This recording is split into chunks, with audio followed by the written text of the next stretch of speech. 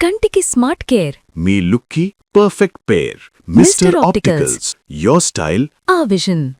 కానీ రవిబాబు గారు మీకున్న టాలెంట్కి మీ దగ్గర మీరు రాసుకునే కథలకి మీ పెన్ను పవర్కి పెద్ద పెద్ద అంటే స్టార్స్ని పెట్టి చేయొచ్చు, అంత ఉంది మీ దగ్గర.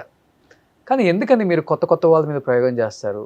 లేకపోతే ఫేడ్ అవుట్ అయిపోయిన వాళ్ళకి మళ్ళీ లైఫ్ ఇద్దామని వాళ్ళని తీసుకొస్తారు? ఏదైనా కాన్సెప్ట్ ఉందా దానికి? లేకపోతే పెద్దవాళ్ళని మనం హ్యాండిల్ చేయలేము, వాళ్ళని అడగలేము, మనకు అవసరమా, ఇలాంటివి ఏమైనా ఉంటాయా? ఒక పెద్ద హీరోతో ఇంటరాక్ట్ అయింది. నాకు కథ చెప్పొచ్చు కదా అన్నాడు ఆ హీరో. నేను కథ చెప్తాను, బట్ నేను నీకు కథ చెప్పే ముందు నువ్వు ప్రొడ్యూసర్ని కన్ఫర్మ్ చేసి ప్రొడక్షన్ని కన్ఫర్మ్ చేయ అన్నాను. అంటే ఏంటి దాని మీనింగ్?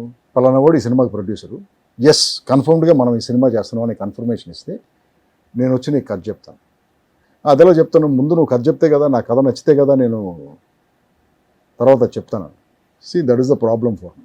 నేను ఒక 6 నెలలు కథ చేసి నేను నీ దగ్గరికి వచ్చి కూర్చుంటాను, నువ్వు ఒక గంట అయిన తర్వాత ఇంకో కథ తీసుకురా అంటావు. నాకు 6 నెలలు పోయింది కదా ఇక్కడ, అవునా కాదు? ఓకే, అంటే నా టైంకి నీకు రెస్పెక్ట్ లేదు. సో అందుకే నేనేం అడిగా, నిన్ను ఎస్ కన్ఫర్మ్డ్గా సినిమా చేస్తున్నావు అని చెప్పు, నేను 6 నెలలు కూర్చుంటాను. బట్ నేను 6 నెలలు కూర్చున్న తర్వాత గ్యారంటీ లేదు ఆ సినిమా జరుగుతున్నప్పుడు నేను ఎందుకు బ్రదర్ ఆ సిచ్యువేషన్లో ఉండాలి? ఓకే, ఇది నాకు ఫస్ట్ ప్రాబ్లం అన్నమాట. తర్వాత రెండో ప్రాబ్లం ఏమొచ్చిందంటే, నేను ఇలాంటి ఇన్నోవేటివ్ కాన్సెప్ట్స్ ఫిల్మ్స్ చేద్దాం అనుకునేవాడిని. నేను ఇందులో ఏ కథ నీకు తీసుకొచ్చి చెప్పినా నువ్వు చెయ్యవు, నాకు క్లియర్గా అర్థమవుతుంది. అసలు నేను ట్రై చేయటం ఎందుకు అంటున్నాను. నేను ఆల్రెడీ ట్రై చేశారు? ట్రై చేయలేదు, నేను జస్ట్ నన్ను ఎవరో అడిగితే కథ చెప్పమని ఈ క్వశ్చన్ అడిగాను బ్రదర్. పెద్ద హీరోనే, ఓకే, చాలా పెద్ద హీరో అతను, ఇప్పుడు కూడా పెద్ద హీరో. ఓకే, సో అందుకని ఇక ఆ రూట్లో వెళ్ళలేదు నేను. ఇక మనకి టైం ఇంపార్టెంట్. ఎన్ని సంవత్సరాలు తీస్తాం సినిమాలు తీస్తే మ్యాక్సిమం బట్ మనం తీయటానికి బొచ్చడి కథలు ఉన్నాయి, ఐడియాలు మన మైండ్లో, బట్ ఇవన్నీ కూడా చేయలేము మనకున్న టైంకి. So I don't want to waste time. పెద్ద హీరోతో సినిమా పెట్టుకుంటే 2 ఏళ్ళు అవుతుందో 3 ఏళ్ళు అవుతుందో చెప్పలేము. అంత టైంలో నేను 3-4 ఇంట్రెస్టింగ్ సినిమాలు, నాకు నచ్చిన సినిమాలు తీసుకుంటాను. ఓకే, నాకు అది సినిమా సైజ్ కాదు కదా important, the power of the idea కదా ఇంపార్టెంట్. నేను కొత్త కథ తీయగలిగానా లేదా అది ఇంపార్టెంట్ నాకు, అంతేగాని అడెవడో పెద్ద స్టారో కాదో అది ఇంపార్టెంట్ కాదు నాకు. ఈ రీజన్ వల్ల నేను పెద్ద హీరోస్ దగ్గరికి వెళ్ళలేదు, అప్రోచ్ అవ్వలేదు, చేయలేదు. అది సూపర్ అసలుకి. సో క్వాంటిటీ కన్నా quality important. Exactly. Okay, always great అది. బట్ వాళ్ళు అప్రోచ్ అవుతుంటారు కదా డెఫినెట్గా, కొంచెం కొన్నాళ్ళ తర్వాత మానేస్తారు కదా, అందరికీ అర్థమైపోతుంది కదా బ్రదర్. ఇప్పుడు యాటిట్యూడ్ అర్థమైపోయి ఎవరు మాట. పోనీ సినిమా హీరోస్ కూడా ఒక ఈగో ఉంటుంది కదా, మన దగ్గరికి రావాలనే ఫీల్ ఉంటుంది కదా, మనం అప్రోచ్ అవ్వము. సో కానీ ఇప్పుడు సినిమా పక్కన పెడితే డోంట్ గెట్ మీ రాంగ్, వీళ్ళందరూ నాకు ఫ్రెండ్సే. అదే అందరూ ఫ్రెండ్సే, we are good with each other, కలిసినప్పుడు బాగా మాట్లాడుకుంటాం, అవన్నీ ఓకే. బట్ ప్రొఫెషన్కి వచ్చేసరికి నా ఐడియాలజీ వేరు, నీ ఐడియాలజీ. కానీ రెగ్యులర్గా డప్పు కొట్టి భజన చేసే డైరెక్టర్స్ కన్నా కూడా మీలాంటి క్యారెక్టర్ ఉన్న డైరెక్టర్స్ని ఎక్కువ ఇష్టపడతారు ఇండస్ట్రీ. కాదు అది బయట పడలేరు అంతే. అంటే ఇప్పుడు కాదు బ్రదర్, ఇప్పుడు ప్రొడ్యూసరే పవర్ఫుల్ అన్న ఇండస్ట్రీ నుంచి హీరోనే పవర్ఫుల్ అన్న ఇండస్ట్రీ స్టేటస్కి వచ్చేసాం కదా మనం. ఓకే. సో ఇది మరి ఎవరి దగ్గర పవర్ ఉంటే వాళ్ళ దగ్గరికే కదా, బెల్లం దగ్గరికి చీమలు చేరినట్టు. ఇప్పుడు డైరెక్టర్ అయినా హీరోలైనా ఆ హీరో దగ్గరికే, డైరెక్టర్ అయినా ప్రొడ్యూసర్ అయినా ఆ హీరో దగ్గరికే వెళ్తారు కదా. మరి హీరోనే డిసైడింగ్ ఫ్యాక్టర్ కదా, కదా ఓకే చేసేది హీరోని చూసే సినిమాలకు వస్తున్నారు మరి. బట్ యాజ్ ఏ ప్రొడ్యూసర్గా, యాజ్ యాక్టర్గా, యాజ్ ఏ డైరెక్టర్గా చెప్పండి, సినిమా వ్యయం అనేది అప్పటికి ఇప్పటికి చాలా డిఫరెన్స్ వచ్చింది. థియేటర్స్కి వెళ్తే 300 రూపాయల టికెట్, 900 రూపాయలు, 1000 రూపాయలు రిలీజ్ రోజు వెళ్ళి జీవో తెచ్చుకుంటున్నారు, పాస్ చేస్తున్నారు. ఒక ఫ్యామిలీ సినిమాకి వెళ్ళాలంటే మినిమం 10,000 అవుతుంది.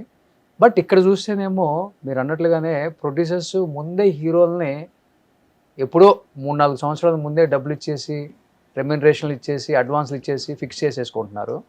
బట్ హీరోలు కూడా 100 కోట్లు 150 కోట్ల రెమ్యునరేషన్కి వెళ్ళిపోతున్నారు, సినిమాలో 30% 20% షేర్ అంటున్నారు. ఓవరాల్గా చూస్తే ఇక్కడ సినిమా లవర్ అనేవాడే నష్టపోతున్నాడు, సినిమా వేయరే నష్టపోతున్నాడు. సినిమా వేయాలి అంత పెరగటం అనేది మంచికంటారా చెడుకంటారా? సినిమా అనేది ఒక poor man's entertainment brother.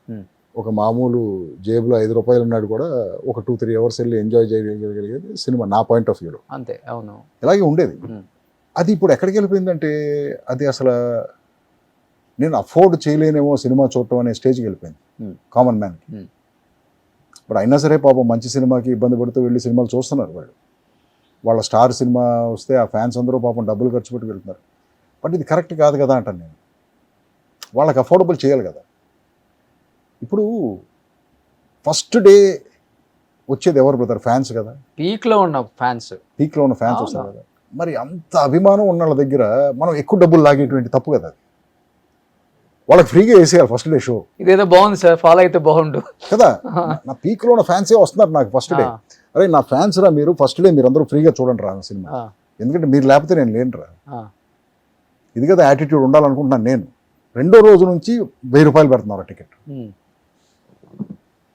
First day మాత్రం ఫ్రీ రా మీకు అనొచ్చు కదా ఎవరన్నా. అంటే ఇది ఈ ఫిలాసఫీ కరెక్టా కాదా అనేది నాకు ఇప్పుడు తెలియదు. ఫస్ట్ డే తప్పితే సెకండ్ డేకి వచ్చే వాళ్ళు ఎవరు లేదు సినిమాలకు, అట్లా అయిపోయింది ఇప్పుడు ఈ సినిమాలు. అది ఇక కంటెంట్ మీద ఆధారపడి అదే ఉంటుంది. చెప్తున్నా సార్. సో అంటే నీ కంటెంట్ మీద నీకు నమ్మకం లేక ఫస్ట్ డేనే డబ్బులన్నీ లాగేయాలని ట్రై చేస్తున్నావా? అది పర్టికులర్గా ఫ్యాన్స్ దగ్గర నుంచి, నిన్ను అభిమానించే ఫ్యాన్స్ దగ్గర నుంచి. ఎంత తప్పది?